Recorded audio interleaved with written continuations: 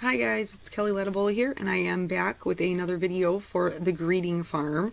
And today I'm going to be using Main Street again, and then Need Coffee, which I totally love, this little image. And then I showed you the mini go time, but I only used the Let's Meet sentiment from that.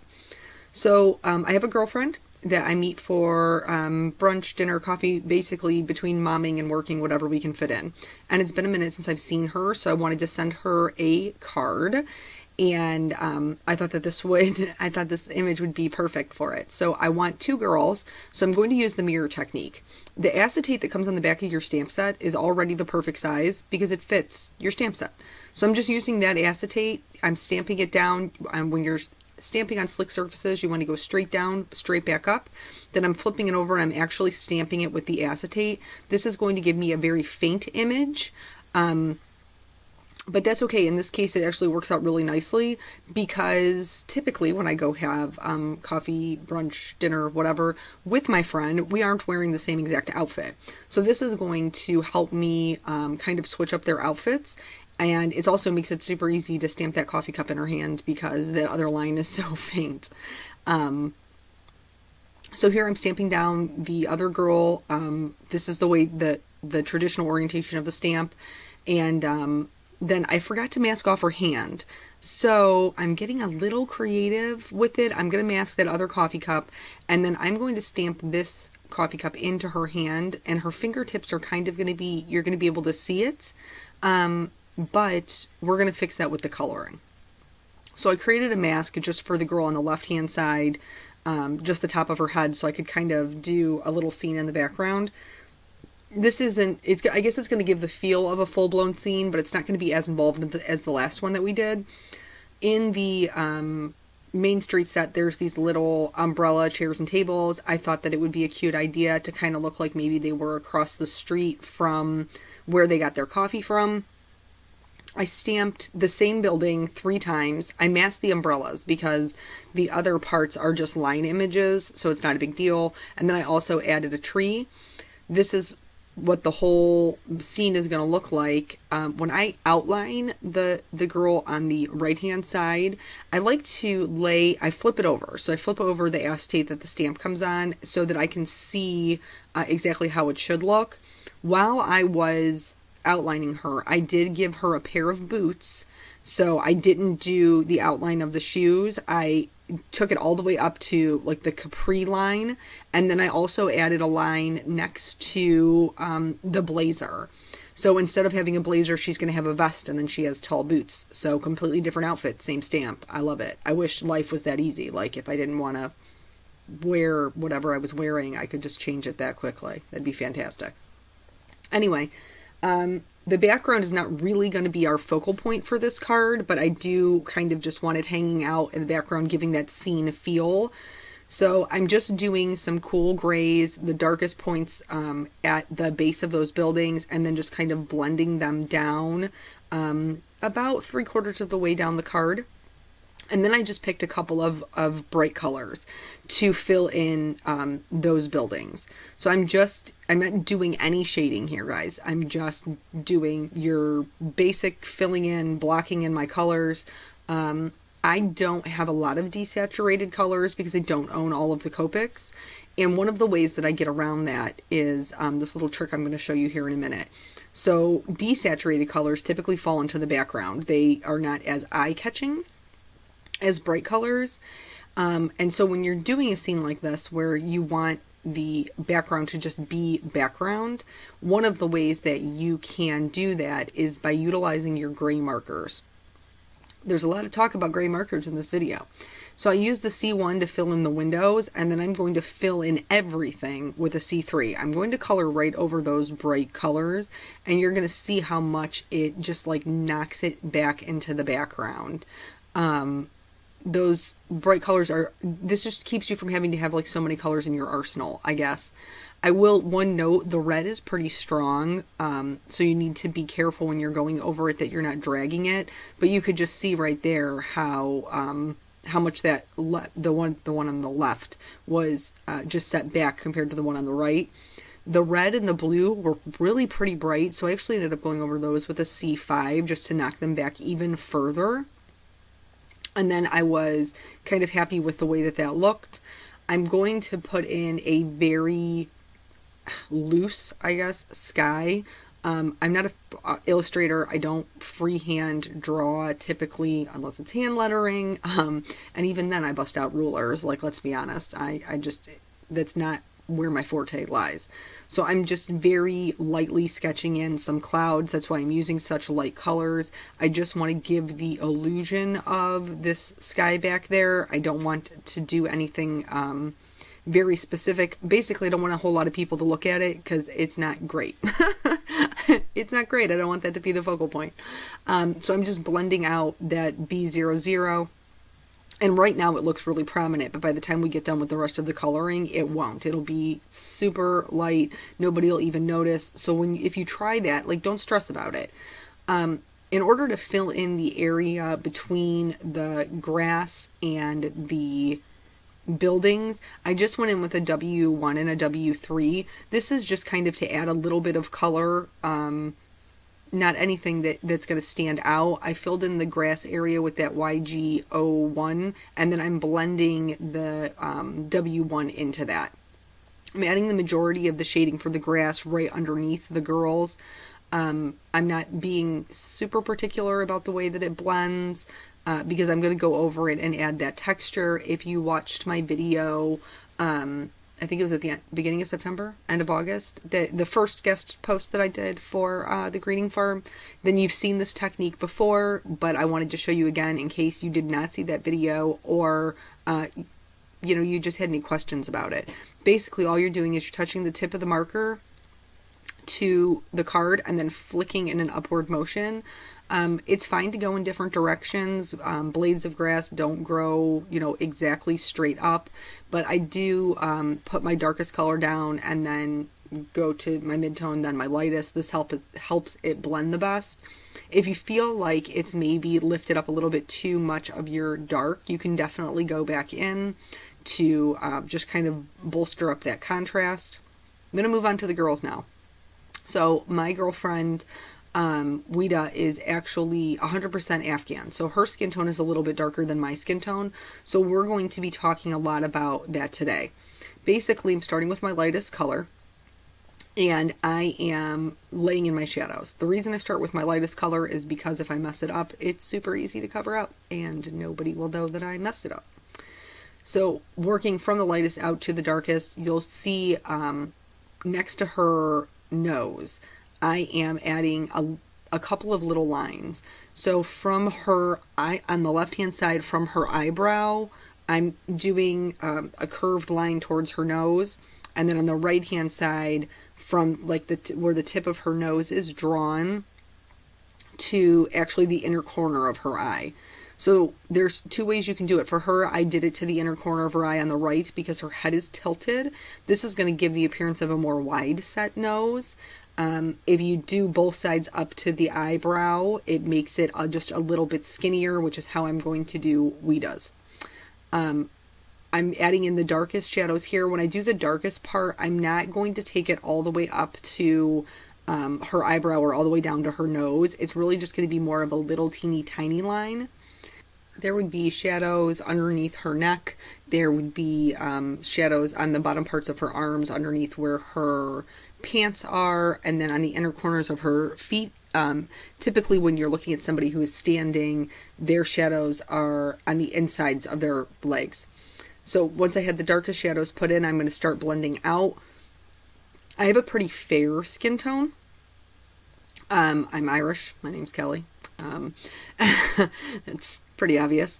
But so this looks like it's going to be dark, but it isn't. It really blends out really nicely. I did add two little triangles on the outside of her feet. See, I just said that. Did you guys hear it? On the outside of her feet. On the outside of her foot. Wow. Anyway, I did add two little triangles for her ankles, but I didn't do it in the darkest color. I did it in the E11. So here I'm just, continually blending out those colors, making sure that I'm leaving plenty of area for my highlight, just because, you know, you want to make sure that everything's not too dark. When I go back in with my lightest color, which is the E50, I'm just going to go over everything, go over the whole deal, so everything is really nice and blended, and it's going to pick up quite a bit of that color. And so just super happy with the way that came out. For a little bit of blush, I'm going to go in with an R20 for this skin tone. I wear blush every day. I mean, well, not every day. Like today I went out and got my nails done. I didn't, well, I guess I did wear some makeup. I wore last night's makeup, if that counts. But anyway, so I like to give them a little bit of blush to their cheek. So I picked the E30 family for Weta skin tone, and just like before, I'm adding in those little lines to give her nose a little bit of definition. And this time I am doing the left one up to her eyebrow and the right one up to her eyebrow, adding in basically the shadows in all of the same places before. So underneath her arms, because I changed the way that her outfit is, I'm not going to have to color her feet or feets, as I previously stated. Just so it's just really going to be her face and her hands here. And we're just doing the same thing. So even though your skin, your colors change, your technique really doesn't. It's pretty much going to be the same thing. So don't be afraid to try out different skin tones and see what you do like, or what works for you, or what's different. Because your technique is really never going to change. That's really always going to be the same. So for the E37, which is going to be my darkest color, I'm pretty sure it's my darkest color, I could be lying right now, for her skin tone, it was kind of overfilled, and so I was starting to get a lot of ink on my paper, and you know how terrifying that is when you're Copic coloring, especially something this detailed. So if you take the back off, if you pop the other cap off like you saw me do, it actually equalizes the ink on the inside of the marker and will stop it from bleeding all over your project. So sometimes we buy markers and they're, you know, super juicy and overfilled right out the get-go, and then sometimes we fill them ourselves and they're completely just oversaturated, or at least I do anyway. So that's just a little trick there to keep, you know, from ruining your projects. Here I am going to fill in with the medium color quite a bit of her skin tone, but that's because I'm going to go over her entire face with that E31, and it really is going to lift up a lot of that color. So I had to add, I guess, a little bit more shading so that it would make sense at the end. So again, if you, just like I said with the grass, if your dark gets picked up and you need to add some back in, that's totally fine. For Weta's blush, I'm going to use just a little bit of a darker color since we're working on a little bit of a darker skin tone, and I opted for a R32 because it was already going to be a color that I used, so that it just made it simple. For the hair, I'm actually going to show you two different ways to do hair. This one is not the way that I typically do it, but it is an option, and it's just going to be, you know, your preference, whatever you like. So with this one, you start with anywhere there is what they call a cast shadow. So basically these lines are telling you that it's different segments and that one is sitting on top of another. So I always start with my lightest color and work out to the darkest, and I am basically just outlining each one of these lines. So anywhere that I want to be darker or I want to fall behind another section, I am adding these lines to. And this just helps, I guess it just helps like segregate those sections, those pieces. And a lot of times people will look at like hair. Hair for some reason is just so overwhelming, and it doesn't need to be. But this is a way where you can make it less overwhelming because you can break them down into sections and then color each section at a time. So that's totally an option. I'm doing this all the way out to the E57. Each time I am also adding a little bit of a line to the part that she has because your hair is naturally darker at the roots. So I'm adding a line there as well. And then behind her, she's got this long pony. So behind her hand, definitely there would be some shading. Then from here, we're going to start building up that color. We're using just the tip of the marker and some flicking motions. And because this hair is kind of drawn wavy, you're going to have quite a few peaks and valleys, maybe more than you would on another stamp.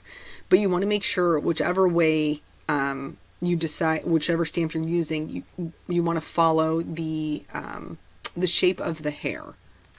So basically what I mean by that is the hair is drawn curved. There's rounded lines here. So you don't want to just draw, when you're adding your shading, you just don't want to do straight lines, because that wouldn't make sense. Her hair isn't drawn straight. There's lots of curves in here. So just make sure you're trying to follow those curves. So this time around, which is not how I typically color, we are starting with the darkest shading and then working back out toward the lightest.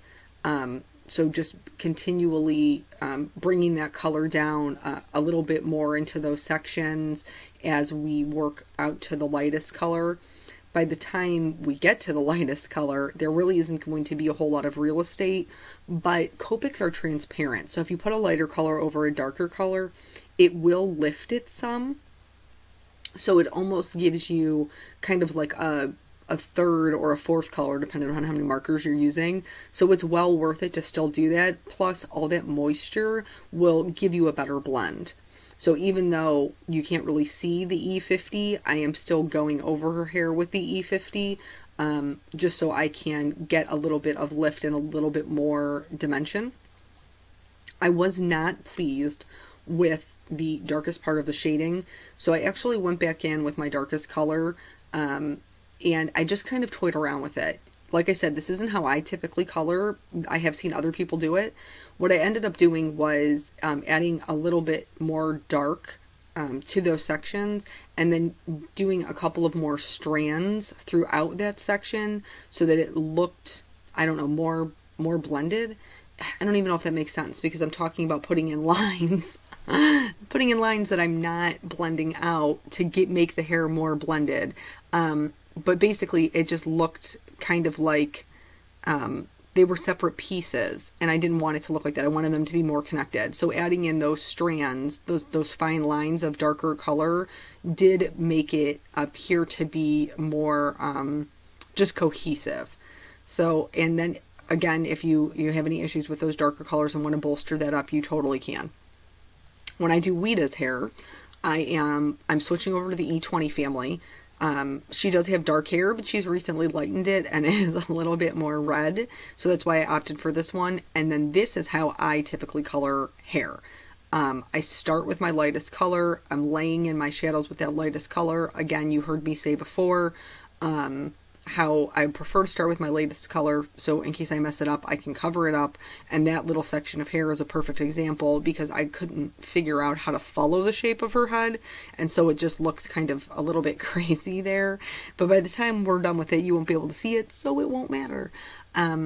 So it is obviously the same ponytail, it's just reversed. So we're doing the same things that we did before, we're just doing them a little bit differently. So from the lightest, I'm going to slowly build up that color, and then I'm also going to go over it again. So I can leave lots of real estate there, you know, that whole highlight area. I don't really need to stretch the color out a ton, because I know I'm going to be going back over it. For this piece that's in the front of her face, I didn't really add any shading to the part that's dipped in, because I wanted to make sure that that was definitely going to look like a front piece, which would catch more light than the back of her head. Typically, when you're looking at someone, the back of their head is a little bit darker because the sun doesn't necessarily catch that much light.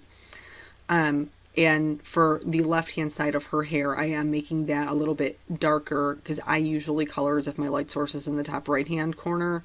That when you pick a side, whatever side that is, like top right-hand corner, top left-hand corner, center, center is very popular, it tends to be what you just fall to naturally.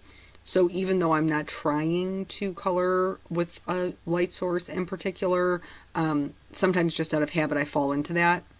So I went with the E20 family, and this different skin tones is still new for me. It's something that I am practicing as well. So when I went all the way out to the E29, it didn't feel dark enough. It felt like I still needed something a little bit more contrasting. So I actually brought in an E49. And I'm not adding a ton of this. I'm only adding just a little bit, like behind, or in her part and behind her neck, like where her ponytail meets, and where her hair is around her face. That parts would be the darkest. So I did add it there, and I just liked the contrast with that a whole lot better. So now we're moving, like I said, back out toward the lightest color, still using those flicks. You don't want blocked color. So try to make sure that when you're getting the flicks, you are moving those lines quite a bit, because blocked color doesn't look natural. You naturally have multiple tones in your hair. God has given you natural highlights and lowlights, and unless you're like me, and then God has allowed me a wonderful hairdresser to give me highlights and lowlights. But everybody has them, and so that should be reflected in your coloring. For this one, the white portion is going to be a little bit more on the right hand side, so her hair looks a little bit shinier. If you leave a large white portion, it's going to be an extreme shine, which is still pretty. Just again, it depends on your preference. So now we're going to start in on their outfits. You heard me say before, when I was doing the line, that I kind of changed up her outfit. This is something that you can just do to kind of stretch your stamps out, get a different look. The one on the left is a little bit more business. The one on the right is a little bit more casual. So, but I like to start, especially when I'm doing a scene, I like to kind of color block in where everything is going to go, just so I can make sure that I have a really good balance of color. For these images, I use 4 colors, but that's just me. That's where I'm comfortable. You can totally get away with 3, and in some areas, honestly, you could probably get away with 2, but we all kind of default to what we know, and what I know is 4. So don't feel like you need to use 4. You probably don't. So for her shoes, I'm adding just shading at the base. For Ouida's shirt, I am adding shading basically all around the vest, behind the sleeves. For this coffee cup, it is sitting behind the one in front, so there's going to be some pretty dark shading on both sides of it. For the blazer, I'm adding shading to the backs of her arms. I'm adding, you can see just a little bit of a line where the cuff is on the blazer, just for a little bit of dimension there. I'm also adding a little bit of shading underneath her bust line to give her a little bit more shape. And I'll do the same thing later, you'll see on the vest portion for Ouida. For her sleeves, I colored them completely in with the R35. Darker things have a tendency to fall in the back. Things that are in front tend to catch that highlight. So it just made more sense for those to be a little bit darker. And then I'll just kind of cap everything off with that R32 so that it's, super nice and blended. Then I'm going to switch over to these cool grays. This is how I'm going to color black. And I'm not even going for, I guess, a complete black. I'm going more for like a dark-ish gray for her pants and black for the lid. You're also going to see this is one of the other ways that you can use your gray markers. So in the background, we put down the bright color and then colored over everything with the gray marker to kind of set it back.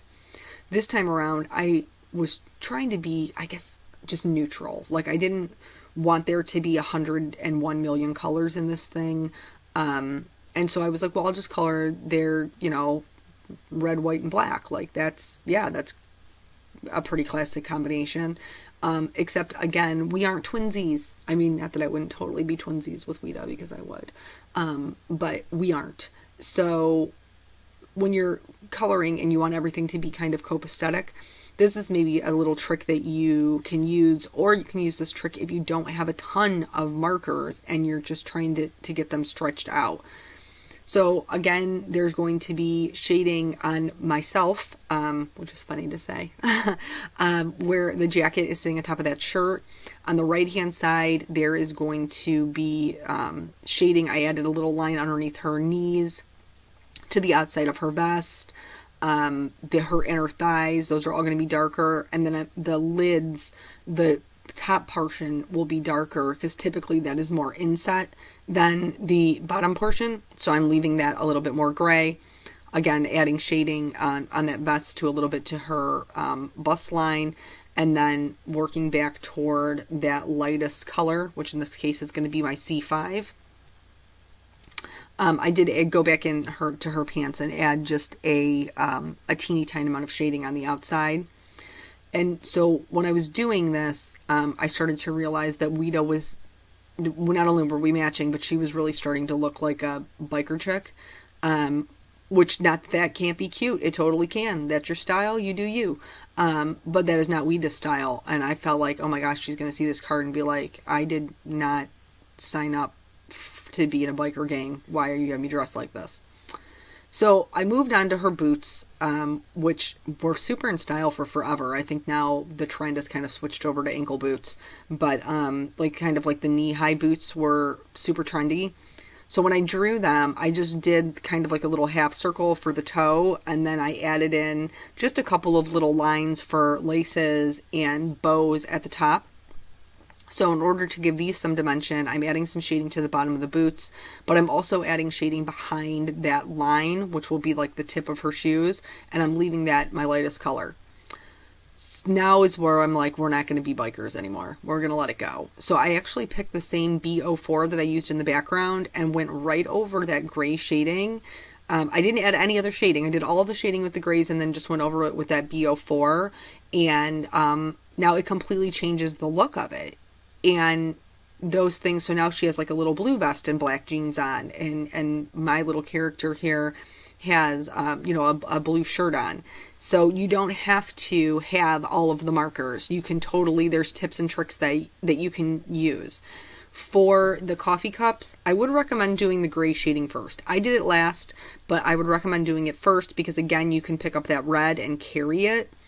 So I'm adding just a little bit of shading with the C3 to the outside, and also on her inner thighs and the knee portion. I did go back in with a C5 just for that cup underneath. And then I'm just going to blend everything back out with the C1. This is just to give those cups some roundness. It's not a huge deal. The coloring is finally complete. Hallelujah. And so now I'm just going to add in some detail because I can't leave anything alone. Can't do it. And plus I plan on mailing this one. So I just really want Weta to know like that I spent, you know, the time thinking about her. And so I added some polka dots to my shirt because believe me, I would totally wear that. I added some lines to her vest and then just a couple of little dots for the laces, like where the eyelets would be. I outlined all of my images. I outlined the girls this time. I didn't outline the ones in the back because I'm not trying to bring any attention to that. I want those lines to be soft. I'm going to stamp my sentiment right over the top, which says need coffee, and the answer to that question is always yes. There is never, ever, ever a time that the answer to that question is not yes. And then I'm going to outline it with my white gel pen, just on the areas where it kind of hangs over those buildings to make it pop. The Let's Meet, which is from the Mini Go Time set, I stamped on the inside of the card. But that's basically the whole thing. So I hope that you guys learned a little bit about shading and how you can stretch your supplies and make it work for you. Thank you so much to the Greeting Farm for having me as a guest. I've seriously enjoyed my time, and I will catch you guys on the next video. Bye.